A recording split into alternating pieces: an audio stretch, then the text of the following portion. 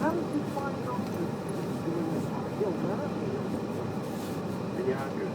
Ah. I live in Yonkers. I work in Queens. Oh, okay. You're just calling you're calling from work. Yeah. Got it. All right, get back to work. See you, Ruben. Come on, Ruben. Have a good day. You too. 888 Car Talk. That's 888-227-8255. Hello, you're on Car Talk. Hi, this is Mary DiPaolo calling you from picturesque Northville, Michigan. Hi, Mary. Northville, Yes. Michigan. What is Northville here? Ann Arbor. Okay. Yeah.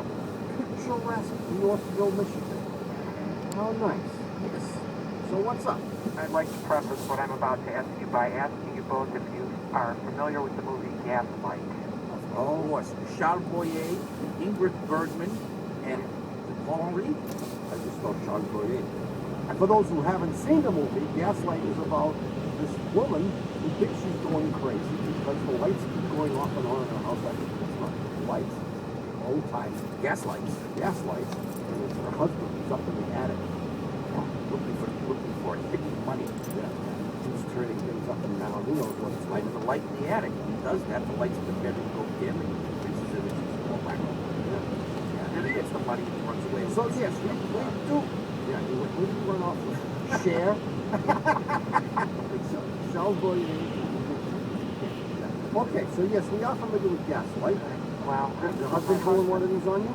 Yes, yes, yes, yes. Okay. The answer is unequivocally yes. Give us the details.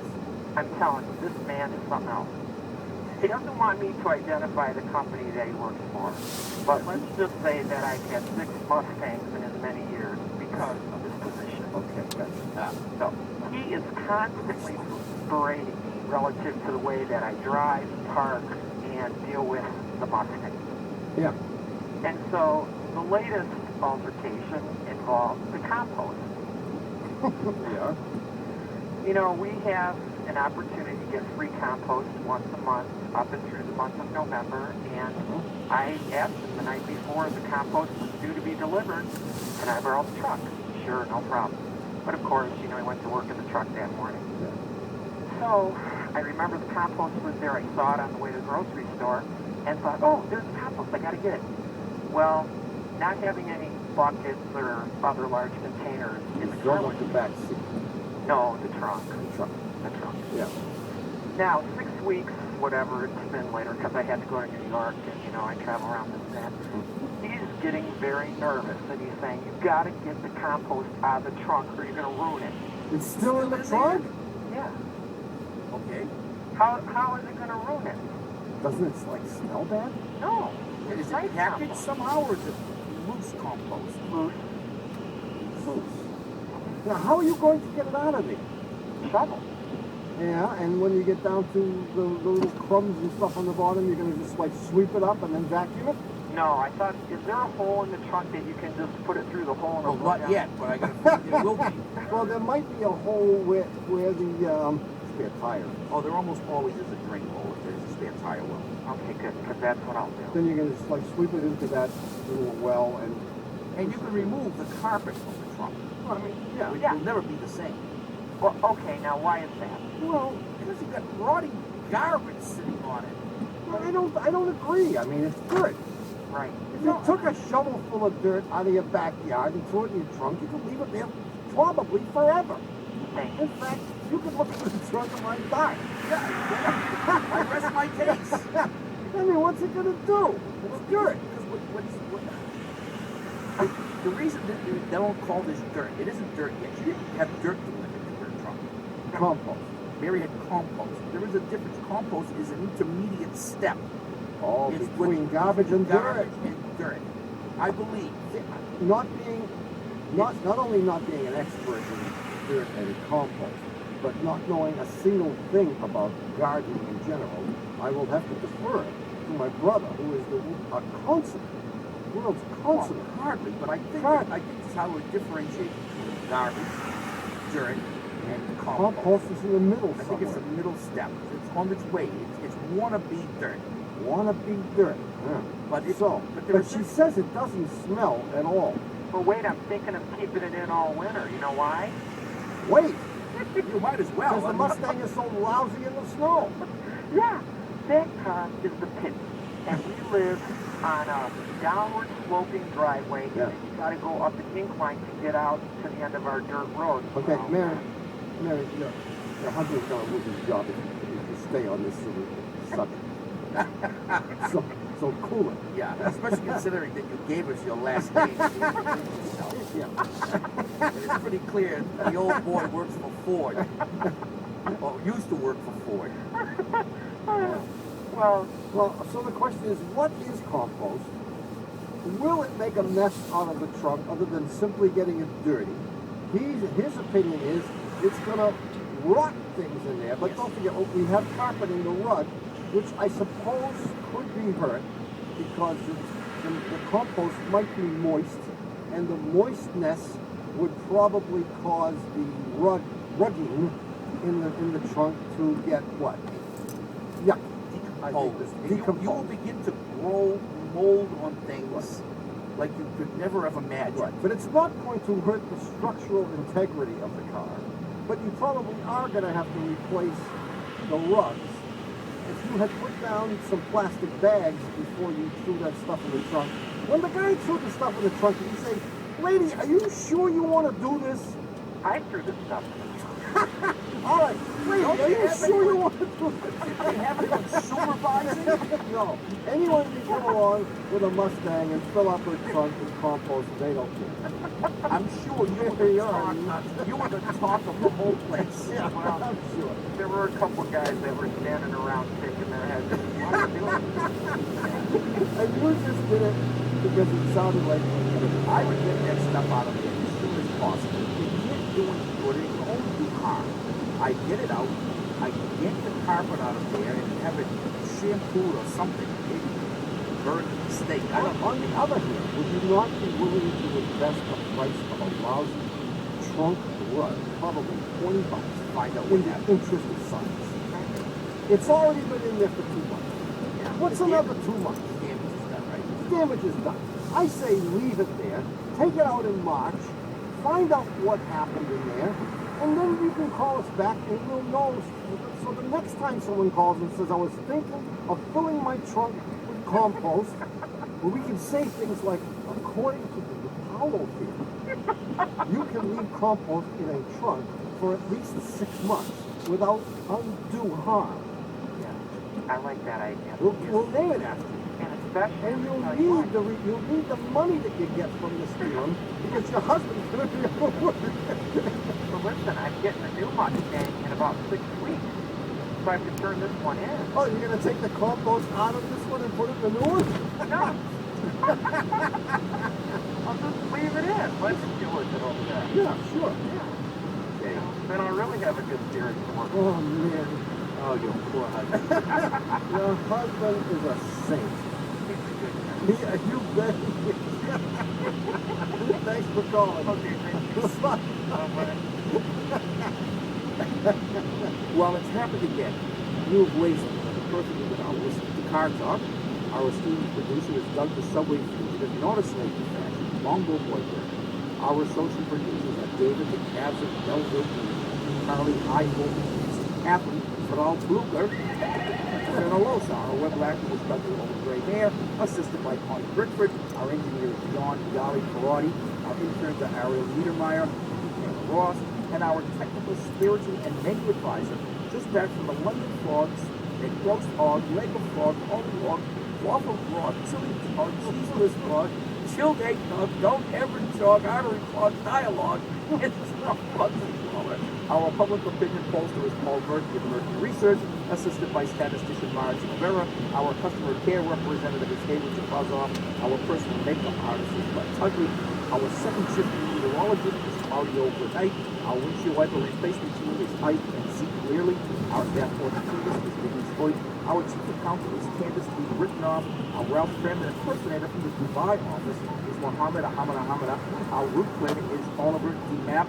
Our pastry chef is Buck Lavar. Our alignment expert is Lou Sagusi. Our appetizer coordinator is Barbara Ganoush. Our Russian chauffeur is Bikoff and Dropoff. Our optometric firm is CFI Care. Guest accommodations are provided by the Horseshoe Inn. And the head of our working mother support group is Erasmus D. Dragon. Our chief counsel from the law firm of Dewey, Cheatham and Howard, you Louis Dewey, known for the toddlers of iPhones in Harvard Square as you and Louis Dewey. Thanks so much for listening. We're Quick and Black, the Tapper Brothers. Don't drive like my brother. Don't drive like my brother. We'll be back. Bye-bye.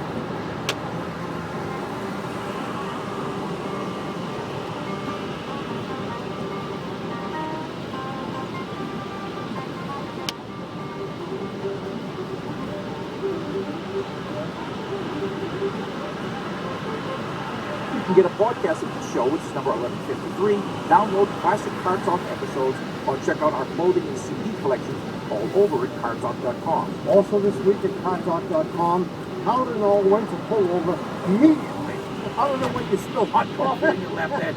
Yeah, besides that. My brother and I often get asked, how do I know when it's a real mechanical emergency? I need to pull over right away rather than just have it looked at when I get a chance. Fire is a good indicator. Yeah, no, not all indicators are quite so obvious. That's why you should check out our list of the top 10 signs that you should pull over right away. You can find them all this week at cartalk.com. Car Talk is a production of you are in Boston. And even though Corey Flintoff yelled, food fight in the NPR cafeteria, whatever he hears us saying, this is NPR.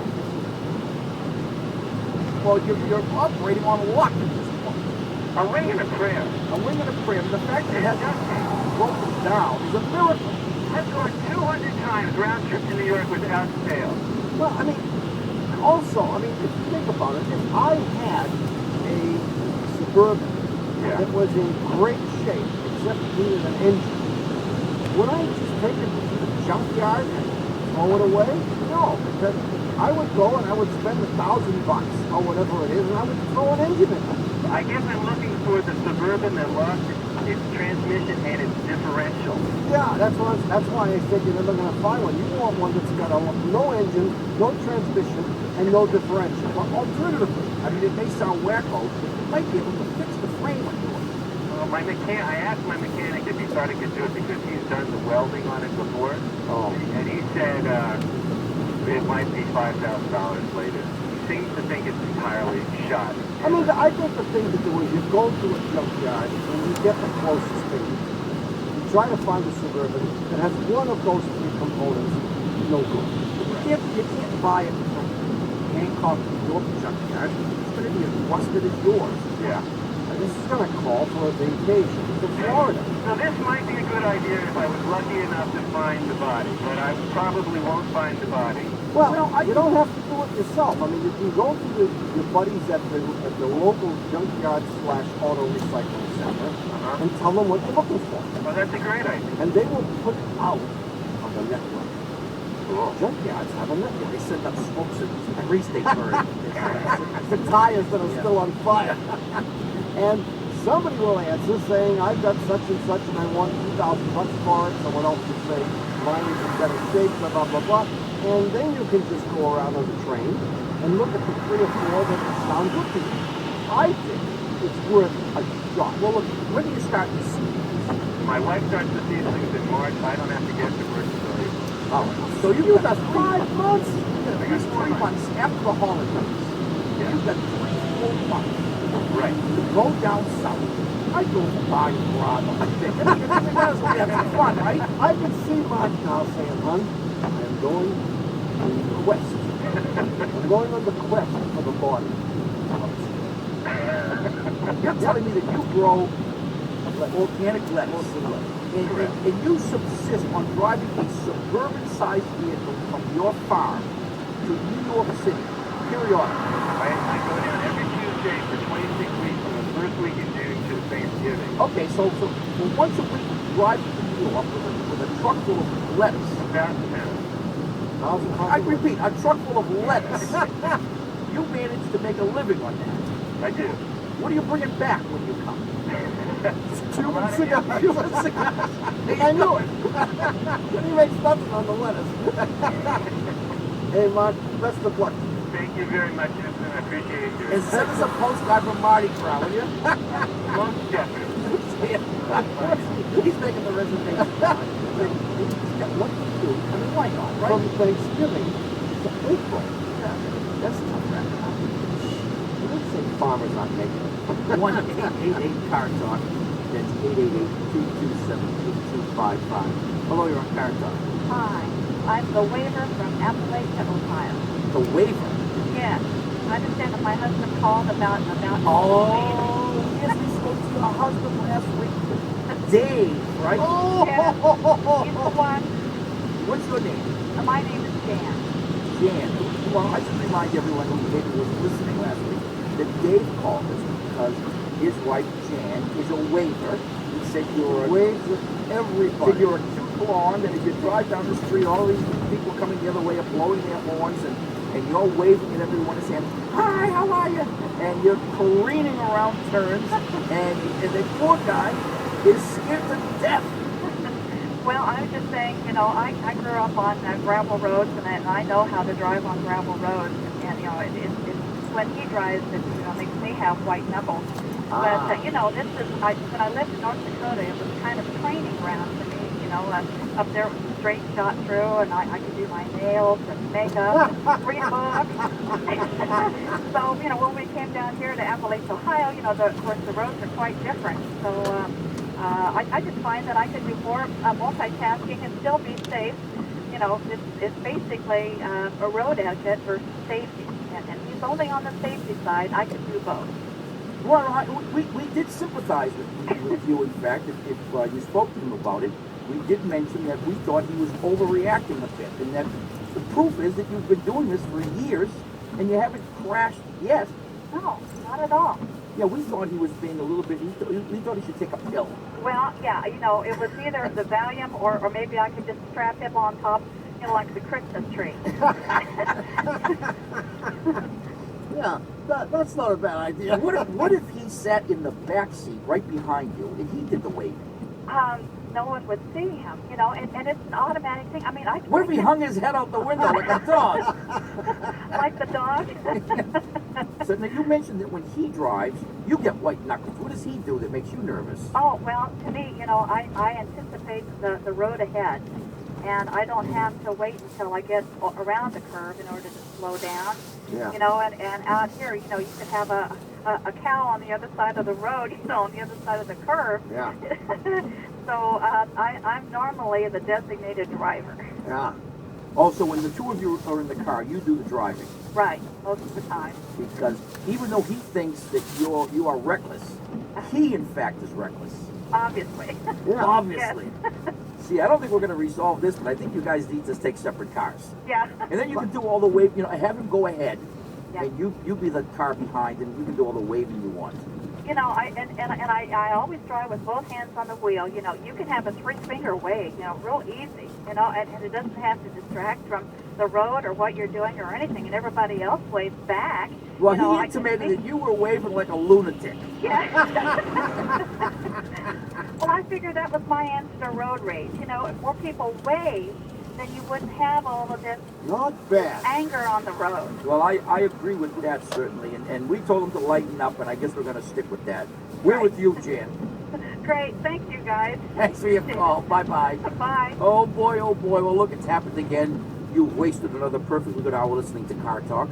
Our esteemed producer is Doug, the Subway Fugitive, not a slave to fashion, Bongo Boy Berman. Our associate producers are David, the Cavs of Belleville Green, Carly High Voltage Nicks, and Catherine Frau Blucher Fenelowski. Our web lacking is Doug, the Old Gray Mare, assisted by Connie Britchford. Our engineer is John Cartman Parati. Our interns are Ariel Niedermeyer and Kira McKnight. And our technical, spiritual, and menu advisor, just back from the Vale, Ale, Kale, Snail, Quail, and Lobster Tail lunch mail, is John Bugsy Lawler. Where is he? He just walked in the door. Just in time. For what? Once. Our public opinion pollster is Paul Murphy of Murphy Research, assisted by statistician Margin O'Vera. Our customer care representative is Haley Jabrazoff. Our personal makeup artist is Bud Huntley. Our parts inventory manager is Wayne DeBack. Our tolerance quality control guy is Nat Sass. Our rafting guide is Euphrates Rapids. Our puzzler tester is Otis S. Hard. Our inventory manager is Clarence Rack. Our personal hygiene advisor from the Tokyo office is Oh Take a Shower. Our auto seat tester is Fitz Matush. Our airline seat tester is Wilma Buttfit. Our Russian chauffeur is Peacock and Drop-Off. And our staff tailor is Hugh Jazz. Our chief counsel from the law firm of Dewey, Chin and Howard, Louis Dewey, known to the caroling pickpockets in Harvard Square as Huey Louie Dewey. Thanks so much for listening. We're Click and Clack, the Tapper Brothers, and don't drive like my brother. Oh, one other thing. Yes, don't drive like my brother. We'll be back next week. Bye-bye.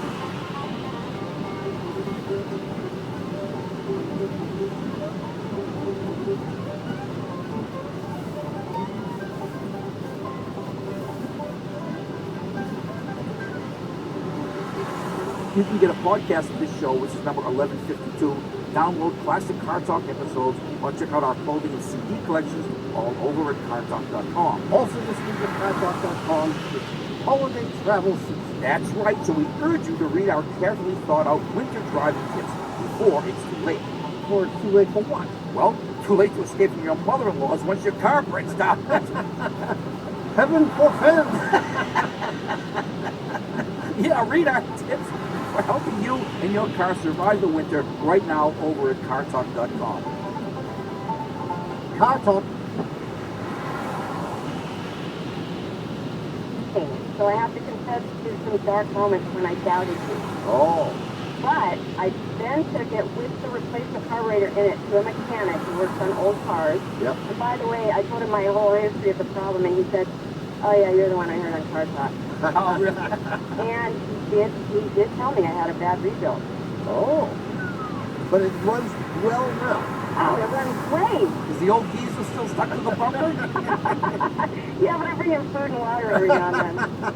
How's the truck running in general? I mean, is everything just dandy? Oh, everything's great. I'm getting these big biceps just from driving it. Yeah, that's what a truck was, a truck. Yeah, no kidding. The steering wheel's 5 feet in diameter. It's like a Yeah, and you need a big exactly. steering wheel to give you the mechanical advantage. Otherwise, you'd never be able to turn a corner.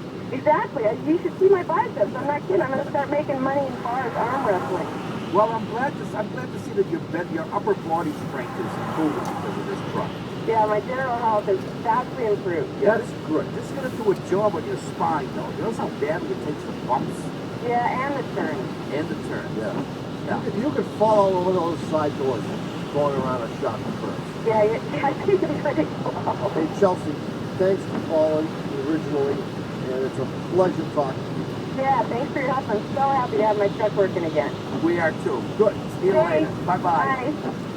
If you hear someone you'd like us to bring back and stuff to Chelsea, email us your suggestions. Contact.com. Well, if you can't wait, you can call right now and stuff us. The number is 888-CAR-TALK. It's 888-227-8255. CAR-TALK. Hi, this is Samantha, and I'm calling from Juneau, Alaska. Samantha. What's going on in Juneau today? Well, I have a debate that I need you to help me settle with my husband, Yeah. actually, and it's that where you should hang your dry clean in your car. Which one of you lured the other one up there? Actually, it's kind of weird because we met here, but we actually both are originally from Massachusetts. Really? Which one of you was running from the law? And why Probably Juneau? not I mean, either of us. yeah. I mean, it could have been Honolulu, right? Yeah, at this point, with the weather today, I kind of wish it was, but... So, okay, so where do you hang your dry clean? You hang it Yeah, in the because you have blind spot, and I think you should hang it behind your passenger seat so that you don't block your blind spot when you're changing lanes. the passenger seat. No, behind the driver's seat. That's where I would put mine if I had the dry clean. But the wardrobe I have, it barely requires cleaning. I have a wear and throw. I mean, how you can't even see out the back of the window that's right behind you. But don't you turn around when you're changing lanes, like to go into the left lane? And What, pass your somebody? neck turns around 180 degrees? Who are you, Charlie McCarthy? You can't see out of that back window. Is that the, wait a minute, is that the window that your husband says he put? He thinks that you should put it behind the driver's seat, but Well, of course he's right. Sam, what's riding on this? Come on. If you want to pay us off, we can change our answer. We can I be think, bought easily. oh dear. Well, see, we may misunderstand something. You think you should put it in the back seat behind the passenger seat. Now, Yeah. isn't that so obviously blocking your view out that window? I mean, you can turn your head only 90 degrees and see right out that window at somebody coming up on your right. But you're hard pressed to look out the window that's right behind you on the left. Isn't that true? Wait a minute, what kind of a car is this? This is Subaru Legacy. It's just a car. It's a station wagon.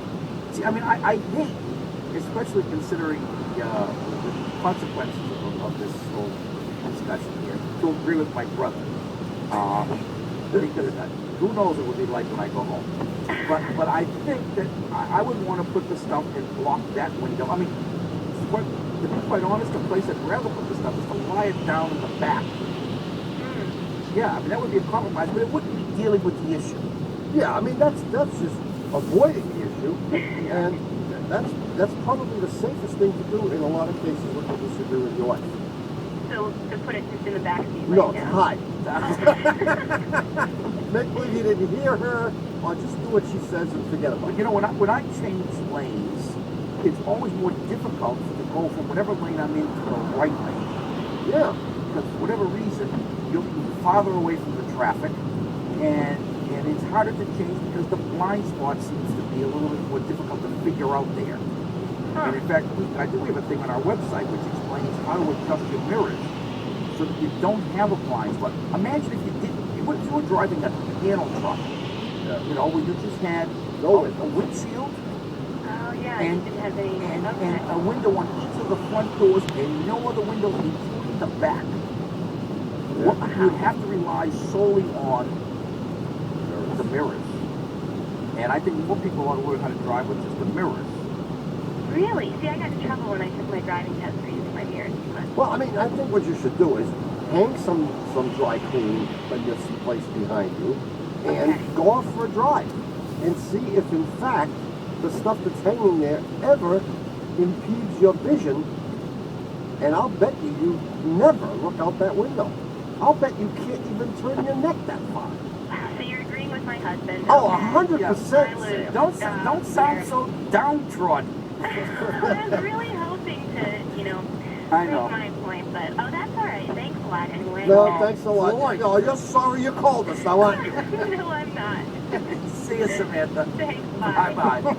All right, I think it's time for us to take a little break, don't you? Hey, will I have enough time during the break to go out and spend the Christmas bonus that NPR gave you? Oh, yeah, I know you will. And I tell you what, while you're going out, take my bonus, too. Then you can feed both of our meters. All right, we'll be back with a brand new puzzler. Hey, wait, by the way, what's the nature of the puzzler? You know, I would have to say it's high fashion. Get out. Kind of. Wow, okay. Well, we'll take more of your calls in a minute, so please stay tuned. Hello, Mr. Rudolph, Donna Blitzen, you know what all the rest of those reindeer dance. Well, you know there ain't no way that reindeer can pass no driver test. But you believe it, said a sleigh got a big black Chevrolet. If he's gonna make it around the world on Christmas Day.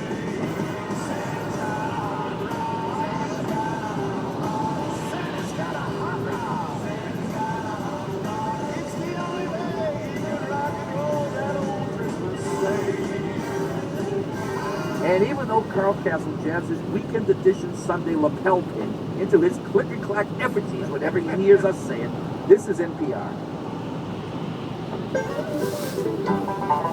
Ha! We're back.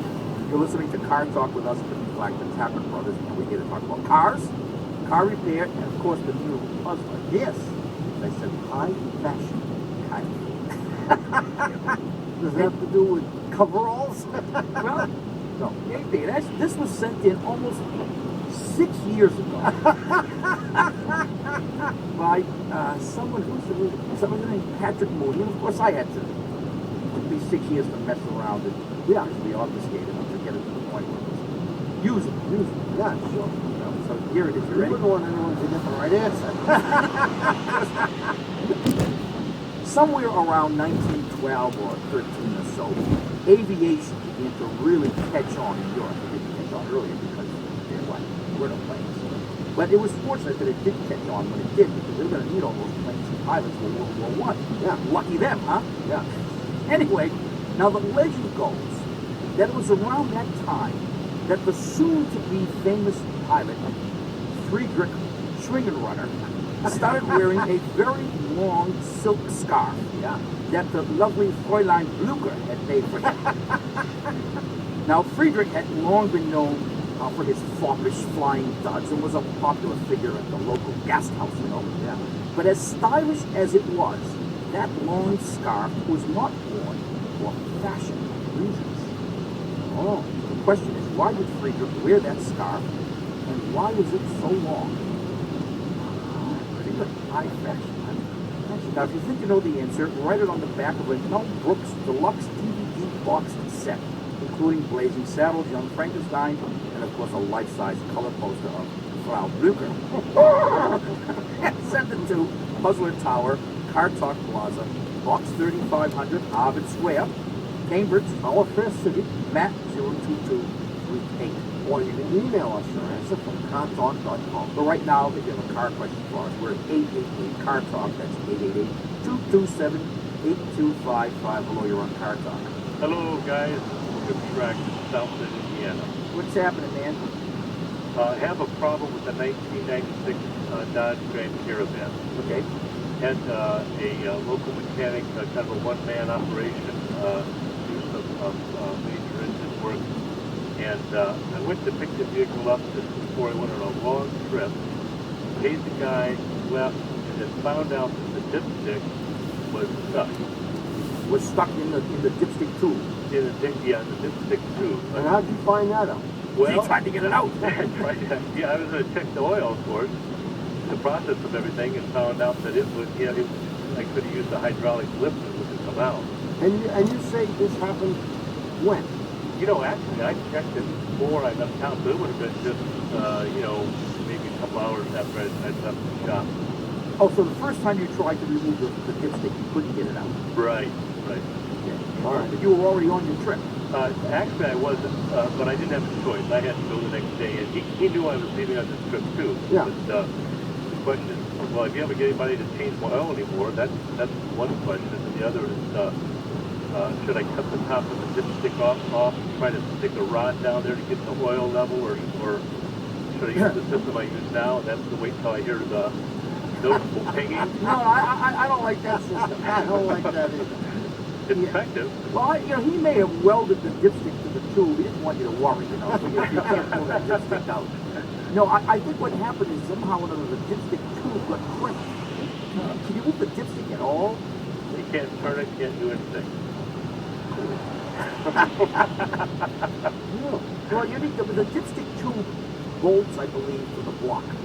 And you can unbolt that thing and pull the tube and the stick out together. And you're going to buy a new one, new setup, from the Dodge dealer. And maybe when you get them out, you'll be able to separate them. You may figure out what you did wrong. So what should I do with him, I guess, is the other question. He looked me in the eye, coldly, I might say, and let me leave town knowing that I had a crushed dipstick. Well, he must have known, because he must have filled that thing up with oil. He had to. And he must have pulled that stick out and said, oh, It was late Friday afternoon. He knew I was headed on a 1,000-mile trip, and he probably didn't want to say, geez, I'm going to tear it apart all night long or something. But I thought about just saying, later on, just to confuse things, and like, boy, that brand new dipstick, why did you buy that? Yeah, I think you need to figure out first what he did. Yeah, I mean, he may have put the wrong dipstick in there. Yeah, well, he could have. I said, he could have. You know what could have happened? He lost the dipstick. Yeah. And he said, oh, geez. I got He one. said, Jim's never going to take the car because there's no dipstick. And he started putting one in, and it got harder and harder to put in. And he just kept pushing. He kept pushing. Any hammer marks on it? Yeah, so chances are that he put the dipstick, he put a wrong one in there, or he somehow crimped the tube. But in any event, you're going to have to yank everything out. Yeah, but whatever you do not just cut the top off.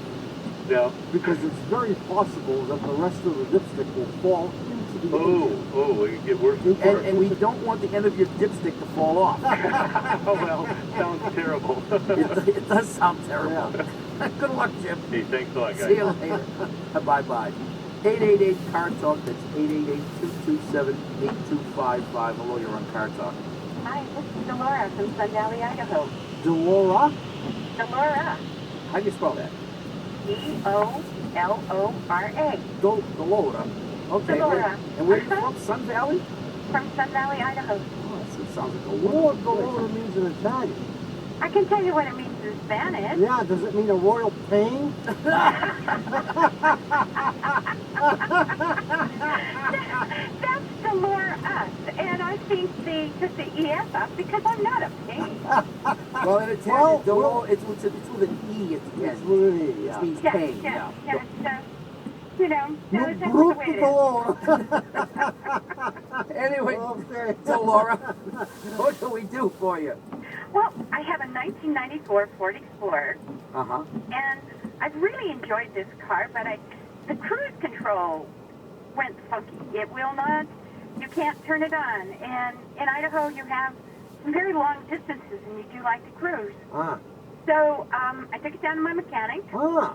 and he said that the servo was bad, Okay. and that they can no longer get servos for a 94 Explorer, and so they can't fix it. Oh, Unless- maybe 94, that's 100 years this may ago. be the case. Yeah, you have to buy a used one. And so where would I get Junkyard. go to it? And I mean, that really is my only option? Well, it may be that the vehicle is that old that they no longer make the servo, and I believe that. So, yeah, that might be your only option. Okay, because they tell me it's the best safety for it. It's only got 130,000 miles on it. Oh, yeah, if you had a new servo, you'd be back in business. Okay. And there's a very good chance that the one you get would last the life of the car. Okay, well, I've got another question. Okay. Because whenever you push down on the accelerator, they went out, I had them do a tune-up, but it still made this, it just doesn't sound happy for me to push down on the accelerator when it was going up a hill. It sounds like you got bad gas or something, and I know I didn't have bad gas. Yeah. And they said, well, they needed to probably do a carbon flush on it. And I just never heard of a carbon flush. Is that a real?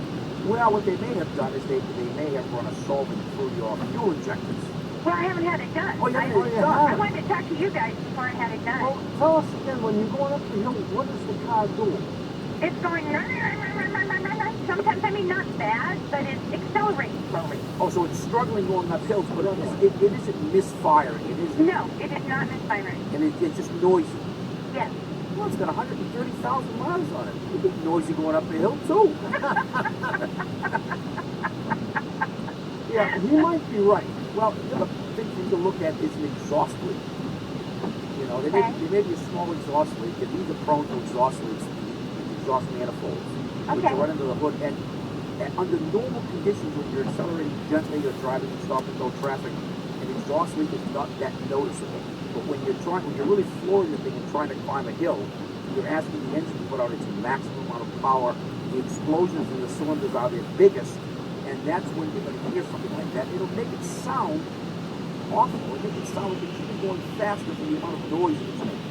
Exactly. But remember this, with 130,000 miles on the vehicle, it's kind of lost some oomph too, so it is going to struggle with hills. It's probably got lower compression than it had 5 years ago. Yeah. So This it is is an automatic transmission. Yes, it is an automatic. Yeah, maybe slipping too. My brother's got an automatic transmission. He's been slipping for years. So, I mean, but have him check for an exhaust leak and obviously make sure it's tuned up. But if he thinks that the cleaning, we have a snap-on machine, it's called a motor vac. Okay. And you hook this up to the injector rail and And it works sometimes. when the injectors are the issue, it's amazing